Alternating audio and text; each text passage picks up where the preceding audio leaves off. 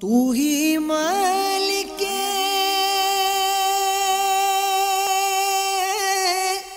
بحر و بر یا اللہ یا اللہ، تو ہی خالق جن و بشر ہے یا اللہ یا اللہ۔ الحمدللہ رب العالمین والصلاة والسلام علی سید المرسلین، اما بعد فاعوذ باللہ من الشیطان الرجیم، بسم اللہ الرحمن الرحیم۔ الصلاة والسلام علیک یا رسول اللہ وعلی آلک واصحابک یا حبیب اللہ۔ الصلاة والسلام علیک یا نبی اللہ وعلی آلک واصحابک یا نور اللہ۔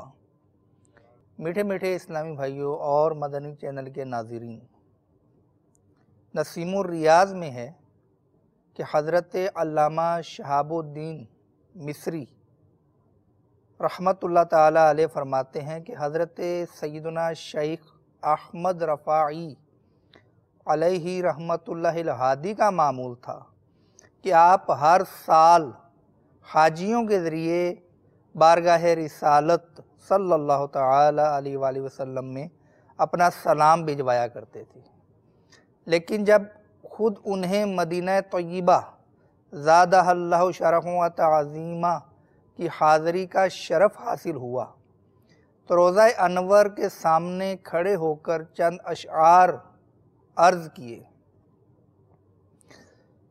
وہ کچھ یوں ہیں: فی حالت البعد روحی کنت ارسلها تقبل الارض عنی فہی نائبتی، یعنی دوری کی حالت میں اپنی روح کو اپنا نائب بنا کر بھیجا کرتا تھا تاکہ وہ میری طرف سے اس مقدس زمین کو بوسہ دے۔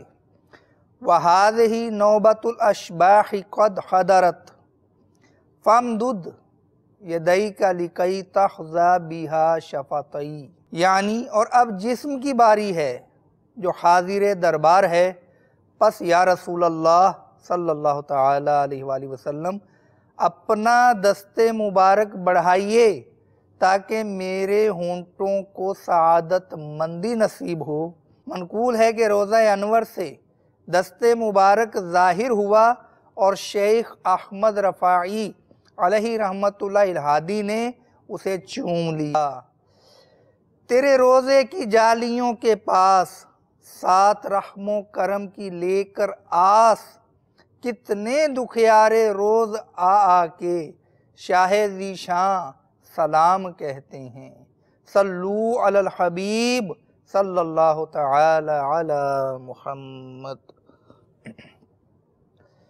میرے میٹھے میٹھے اسلامی بھائیوں اور مدنی چینل کے ناظرین، حضرت سیدنا شیخ سعدی علیہ رحمت اللہ الہادی نے گلستان سعدی میں بہت ہی دلچسپ اور سبق آموز واقعہ لکھا ہے کہ ایک مرتبہ ایک بادشاہ کشتی پر سوار کہیں جا رہا تھا کہ اس کے قافلے میں شامل ایک شخص نے کبھی دریا میں سفر نہیں کیا تھا۔ جو ہی کشتی دریا میں کچھ آگے کی طرف بڑھی تو اس شخص نے ڈر اور خوف کے مارے چیخنا چلانا شروع کر دیا کہ ہائے میں تو ڈوب جاؤں گا، اگر یہ پانی کشتی کے اندر آ گیا تو کیا ہوگا، وغیرہ وغیرہ۔ تو اس نے آہو بکا اور چیخو پکار شروع کر دی۔ اب سب پریشان کہ اس کا کیا کریں کہ کنارہ بھی دور ہے اور دریا کے دوسرے کنارے پہ پہنچتے ہیں تو بھی دور، اور اگر پہلے کنارے پر واپس کر آتے ہیں تو وہ بھی دور۔ بہرحال اب بادشاہ کی طرف سارے دیکھنے لگے کہ کیا کریں۔ تو بادشاہ نے کہا کہ اس آدمی کو اٹھا کر دریا میں ڈال دو۔ اب اس حکم پر سارے حیران تو ہوئے لیکن بادشاہ کا حکم تھا۔ خیر اس آدمی کو اٹھا کر کشتی کے ساتھ ہی دریا میں ڈال دیا۔ اب وہ آدمی غوطے کھانے لگا اور مدد کے لیے چیخنے چلانے لگا، تو بادشاہ نے کہا اس کو نکال لو۔ اب جب نکال لیا تو وہ شخص کشتی کے اندر بڑے ہی سکون کے ساتھ ایک سائیڈ پر ہو کر بیٹھ گیا۔ اب سارے حیران کہ یہ کیا معاملہ ہوا؟ تو بادشاہ نے بتایا کہ اس شخص نے دریا میں سفر میں صرف عافیت دیکھی تھی کہ یہ صحیح سلامت کشتی میں سوار تھا، تو میں نے سوچا اس کو تھوڑا سا مصیبت کا ذائقہ چکھ لینے دیا جائے تاکہ یہ عافیت کی قدر کو پہچان سکے۔ چنانچہ میں نے اس کو کچھ ڈبکیاں لگوانے کا کہا۔ اب جب واپس آیا یہ تو کشتی میں سفر کو، سلامتی اور عافیت کو اس نے غنیمت جانا اور خاموشی سے ایک طرف ہو کر بیٹھ گیا۔ میرے میٹھے میٹھے اسلامی بھائیوں، عافیت رب تعالیٰ کی بہت بڑی نعمت ہے۔ میرات المناجی کی 4 جلد کے صفحہ نمبر 16 پر حضرت علامہ مولانا مفتی احمد یار خان علیہ رحمت الحنان عافیت کے معنی کچھ یوں لکھتے ہیں کہ آفات سے سلامتی اور حفاظت، اس کا مطلب ہے عافیت، کہ بندہ آفتوں سے سلامت اور باحفاظت رہے۔ ان آفات میں دنیاوی آفتیں بھی شامل ہیں،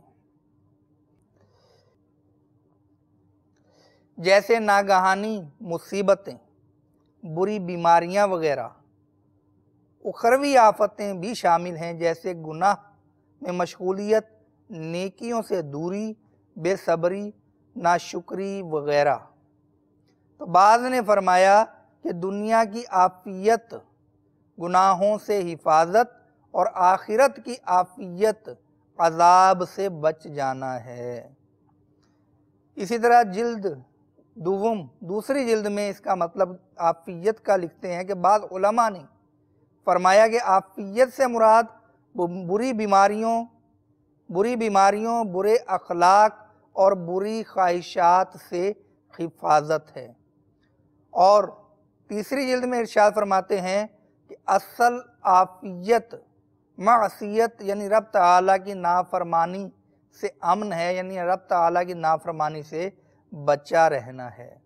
تو میرے میٹھے میٹھے اسلامی بھائیوں، دنیا میں عافیت کا مطلب آپ نے جانا کہ گناہوں سے حفاظت، بری چیزوں سے حفاظت، اور آخرت میں عافیت سے مراد کہ بندہ عذاب سے بچ جائے۔ تو دنیا میں آفات سے سلامت رہنا، آفات سے بچا رہنا، آفات سے محفوظ رہنا، یہ عافیت کہلاتا ہے، اور عافیت رب تعالیٰ کی بہت بڑی نعمت ہے۔ اتنی بڑی نعمت ہے کہ نبی پاک صاحب الاولاق صلی اللہ تعالی علیہ وآلہ وسلم نے، یہ ابن ماجہ شریف کی حدیث پاک ہے، ارشاد فرمایا کہ بندہ اس سے افضل کوئی دعا نہیں مانگتا، اللہم انی اسألک المعافات فی الدنیا والآخرہ، یعنی اے اللہ میں تجھ سے دنیا اور آخرت میں عافیت کا سوال کرتا ہوں۔ ترمذی شریف کی حدیث پاک ہے کہ حضرت سیدنا انس رضی اللہ تعالی عنہ سے مروی ہے کہ ایک شخص نے سرکار والا تبار ہم بے کسوں کے مددگار صلی اللہ تعالی علیہ وآلہ وسلم کی خدمت میں حاضر ہو کر عرض کی کہ یا رسول اللہ صلی اللہ تعالی علیہ وآلہ وسلم، سب سے افضل دعا کون سی ہے؟ فرمایا اپنے رب سے عافیت اور دنیا اور آخرت کی بھلائی کا سوال کیا کرو۔ پھر اس شخص نے دوسرے دن حاضر ہو کر یہی عرض کی کہ یا رسول اللہ صلی اللہ تعالی علیہ وآلہ وسلم، سب سے افضل دعا کون سی ہے؟ فرمایا اپنے رب عز و جل سے عافیت اور دنیا اور آخرت میں بھلائی کا سوال کرو۔ پھر وہ تیسرے دن حاضر ہو کر اس نے یہی سوال کیا تو نبی پاک صاحب الاولاق صلی اللہ تعالی علیہ وآلہ وسلم نے پھر یہی دعا بتائی اور فرمایا، یعنی جب تجھے دنیا اور آخرت میں عافیت مل جائے تو کامیاب ہو گیا۔ بخاری شریف کی حدیث پاک ہے کہ حضرت سیدنا ابو ہریرہ رضی اللہ تعالی عنہ سے مروی ہے کہ نبی کریم رؤوف الرحیم صلی اللہ تعالی علیہ وآلہ وسلم نے ارشاد فرمایا کہ مصیبت کی سختی، بدبختی کے آنے اور بری تقدیر اور دشمنوں کے تمسخر سے اللہ تعالی کی پناہ مانگا کرو۔ میرے میٹھے میٹھے اسلامی بھائیوں، ہمیں چاہیے کہ ہم بھی رب تعالی سے عافیت کے سوالی رہیں۔ اگرچہ فی الوقت ہم پہ کوئی مصیبت نہ ہو، کسی قسم کا قرض نہیں، کوئی ہمیں بالفرض بیماری نہیں، کوئی گھریلو ٹینشن نہیں، خوب باہم شیر و شکر ہو کے سارے گھر والے رہ رہے ہیں، پڑوسی بھی اچھے مل گئے، دوست بھی اچھے مل گئے، رشتہ دار بھی اچھے مل گئے، لیکن پھر بھی رب تعالیٰ سے آنے والی مصیبت سے عافیت کا سوال ہی رہنا چاہیے۔ اور عافیت، ابھی آپ نے سنا کہ عافیت کو طلب کرنا، عافیت کا سوال کرنا، یہ سب سے افضل دعا ہے۔ تو اللہ تعالی ہمیں یہ دعا مانگنے کی توفیق عطا فرمائے۔ آمین بجاہ النبی الامین صلی اللہ تعالی علیہ وآلہ وسلم۔ ابن ماجہ شریف کی حدیث پاک ہے کہ نبی مکرم نور مجسم صلی اللہ تعالی علیہ وآلہ وسلم اپنی دعا میں دنیا اور آخرت کی مصیبتوں سے پناہ مانگا کرتے تھے۔ چنانچہ حضرت سیدنا ابن عمر رضی اللہ تعالی عنہ سے مروی ہے کہ رسول اکرم شہنشاہ بنی آدم صلی اللہ تعالی علیہ وآلہ وسلم صبح و شام کے وقت یہ کلمات پڑھنا نہیں چھوڑتے تھے، اس کا ترجمہ ہے کہ اے اللہ، میں تجھ سے دنیا اور آخرت میں عافیت کا سوال کرتا ہوں۔ اے اللہ، میں تجھ سے اپنے دین اور دنیا اور اہل و مال میں عفو و عافیت مانگتا ہوں۔ اے اللہ، میری پردہ پوشی فرما اور مجھے ڈر اور خوف سے امن عطا فرما، اور میرے آگے پیچھے دائیں بائیں اور اوپر سے میری حفاظت فرما، اور میں تجھ سے اس بات سے پناہ چاہتا ہوں کہ مجھے نیچے سے دھوکہ دیا جائے۔ حضرت سیدنا وقیع علیہ رحمت اللہ السمی فرماتے ہیں کہ نیچے سے دھوکہ دیے جانے سے مراد قصف یعنی زمین میں دھسنا ہے۔ تو نبی پاک صاحب الاولاق صلی اللہ تعالی علیہ وآلہ وسلم اللہ تبارک و تعالیٰ کے حبیب ہیں۔ حضرت سیدنا شیخ سعدی آپ کے مقام کے حوالے سے عرض کرتے ہیں، بعد از خدا بزرگ تو ہی قصہ مختصر، کہ رب تعالیٰ کے بعد کوئی عظمت والا ہے تو وہ آپ ہیں، ہمارے پیارے آقا صلی اللہ تعالی علیہ وآلہ وسلم۔ اب آپ جیسی عظیم ہستی جو اس کائنات کے خالق کی محبوب ہے، حبیب ہے، جب وہ عافیت طلب کر رہے ہیں تو ہم غلاموں کو کس قدر عافیت طلب کرنا چاہیے۔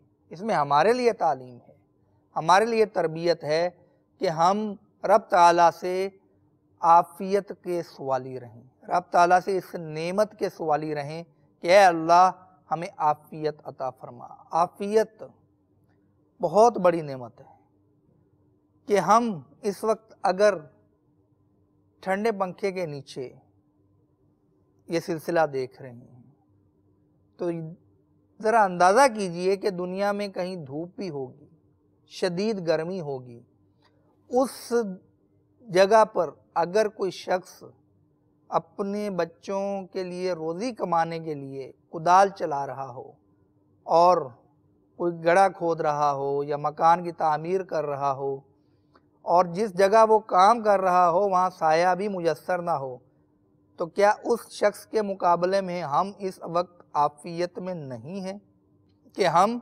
تپتی دھوپ کے اندر موجود نہیں۔ تو میرے میٹھے میٹھے اسلامی بھائیوں، اس طرح تصور بنا کر یہ تصور رکھیے کہ ہم عافیت میں ہیں، ہم اس بات پر رب تعالیٰ کا شکر ادا کریں۔ چنانچہ دو جہاں کے تاجور سلطان بحر و بر صلی اللہ تعالیٰ علیہ وآلہ وسلم نے ارشاد فرمایا، اللہ عز و جل سے عافیت کا سوال کرنا اسے زیادہ محبوب ہے۔ تو رب تعالیٰ کو یہ پسند ہے کہ اس سے عافیت کا سوال کیا جائے۔ عیون الحکایات میں بڑی پیاری ایک حکایت لکھی۔ حضرت سیدنا عامش بن مسروق رحمت اللہ تعالیٰ علیہ نقل کرتے ہیں، جنگل میں ایک نیک شخص رہا کرتا تھا۔ اب اس کے پاس ایک مرغ، ایک دراز گوشت یعنی گدھا اور ایک کتا تھا۔ اب یہ تینوں اس کے مددگار تھے، مدد کرتے تھے، کام آتے تھے۔ مرغ صبح سویرے اسے نماز کے لیے جگاتا اور گدھے پر وہ پانی و دیگر سامان لاد کر لے جایا کرتا تھا ادھر ادھر، اور کتا اس کے مال و متاع اور گھر بار کی رکھوالی کیا کرتا تھا۔ اب ایک دن ایسا ہوا کہ اس کے مرغ کو ایک لومڑی کھا گئی۔ جب اس سے ایک نیک شخص کو پتہ چلا تو اس نے کہا کہ میرے لیے اس میں بہتری ہوگی۔ چنانچہ وہ رب تعالیٰ کی رضا پر راضی رہا اور صبر کا دامن نہ چھوڑا۔ لیکن گھر والے بڑے پریشان ہوئے کہ ہمارا نقصان ہو گیا۔ پھر چند دن بعد ایک بھیڑیا آیا اور اس نے ان کے گدھے کو چیر پھاڑ ڈالا۔ جب گھر والوں کو اطلاع ہوئی تو وہ بڑے غمگین ہوئے کہ ہمارا گدھا بھی جاتا رہا، اب ہم سامان کس پر لے کر جائیں گے۔ لیکن اس نیک شخص نے پھر کہا کہ اس گدھے کے مر جانے میں ہی ہمارے لیے عافیت چھپی ہوگی۔ پھر کچھ عرصے بعد کتے کو بیماری نے آ لیا اور وہ بھی مر گیا، لیکن صبر اور شکر کرنے والے اس شخص نے اب بھی کوئی کلمہ ایسا زبان سے نہیں نکالا، بلکہ یہی کہا کہ اس کے مر جانے میں بھی ہمارے لیے عافیت پوشیدہ ہوگی۔ اب ہوا یہ کہ کتے کے مرنے کے بعد ہی کچھ دن گزرے تھے کہ ڈاکوؤں نے ان کی بستی پر حملہ کر دیا۔ اس کا گھر چونکہ بستی سے تھوڑا سا ہٹ کر تھا۔ اب ڈاکوؤں نے گھروں کی شناخت کس طرح سے کی، جو ہی کسی جانور کی آواز سنتے تو پتہ چل جاتا کہ یہاں پر گھر ہے، کیونکہ جنگل میں گھر بکھرے ہوئے ہوتے ہیں نا۔ تو خیر، تو جانور کی آواز آتی تو انہیں پتہ چل جاتا یہاں پر گھر ہے، یہاں گھر ہے، یہاں گھر ہے۔ تو یوں جانوروں کی آوازیں سن سن کر وہ گھروں کی شناخت کرتے رہے، پہنچتے رہے اور وہاں سے مال و متاع لوٹتے رہے اور وہاں سے لوگوں کو بھی غلام بنا کے لے گئے۔ تو جب صبح ہوئی تو پھر دیکھا کہ اس شخص کا کوئی نقصان نہیں ہوا۔ وہ اس طرح کہ اس کے گھر میں مرغی تھی جو مر چکی تھی، گدھا جو مر چکا تھا، کتا جو مر چکا تھا، اب کوئی جانور تھا ہی نہیں، تو ڈاکو کس کی آواز سنتے اور اس کے گھر تک پہنچتے۔ لہذا ان تینوں جانوروں کے مر جانے کی وجہ سے اس شخص کا گھر چوری اور ڈاکے سے محفوظ رہا۔ میرے میٹھے میٹھے اسلامی بھائیوں، حضرت سیدنا علی المرتضیٰ رضی اللہ تعالی عنہ فرماتے ہیں کہ میں بیمار تھا کہ نبی پاک صاحب الاولاق صلی اللہ تعالی علیہ وآلہ وسلم میرے پاس سے گزرے۔ اب میرے منہ پہ یہ الفاظ جاری تھے کہ الہی، اگر میرا انتقال کا وقت آ گیا ہے تو اب مجھے چین دے، اور اگر ابھی دیر ہے تو مجھے صحت دے، اور اگر امتحان ہے تو مجھے صبر دے۔ تو رسول اللہ صلی اللہ تعالی علیہ وآلہ وسلم نے فرمایا کہ تم نے کیا کہا؟ تو میں نے اپنی بات دہرا دی۔ تو رسول پاک صلی اللہ تعالی علیہ وآلہ وسلم نے اپنے پاؤں مبارک سے مجھے ٹھوکر لگائی اور دعا کی کہ الہی اسے عافیت دے، یا یہ فرمایا کہ اس کو شفا دے۔ حضرت علی رضی اللہ تعالیٰ عنہ فرماتے ہیں کہ اس کے بعد مجھے کبھی وہ بیماری نہ ہوئی۔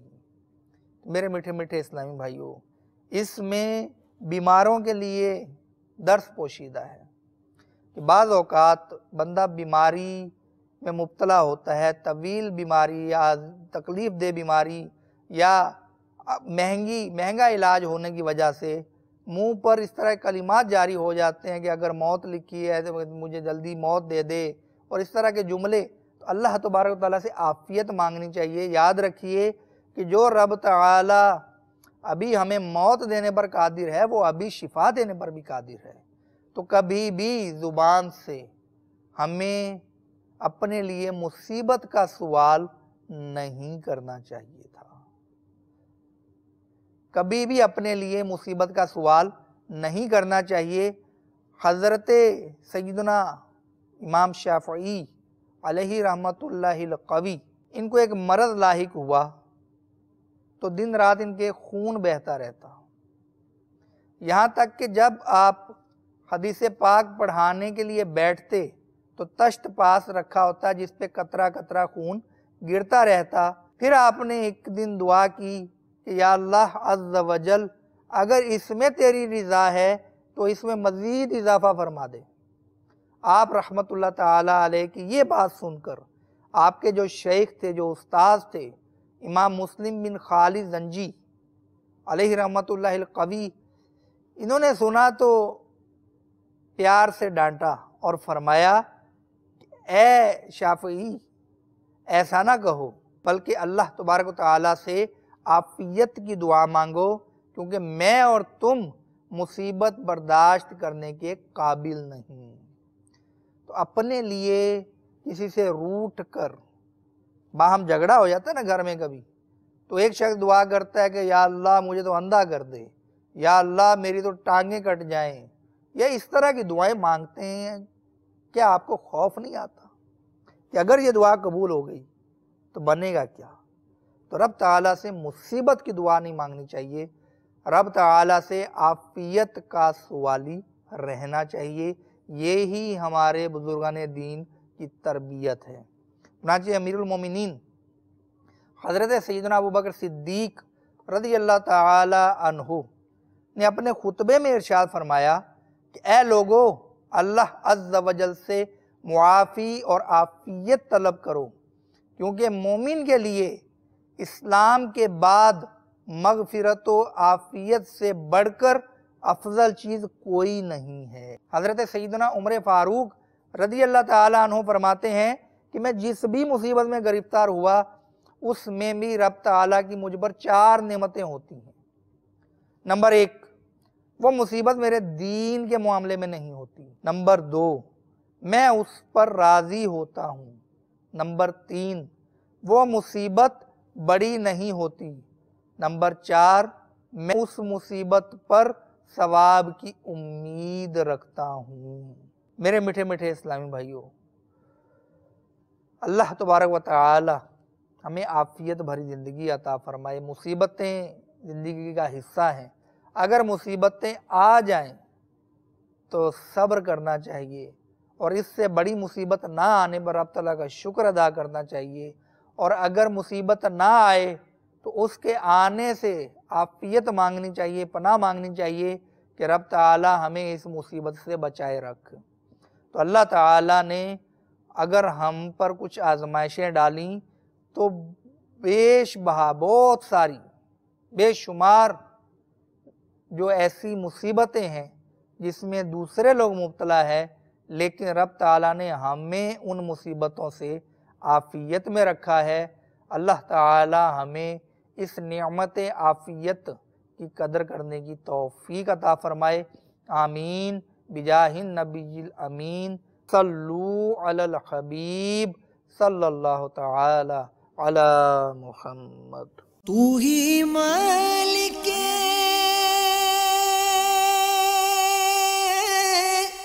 بحر و بر ہے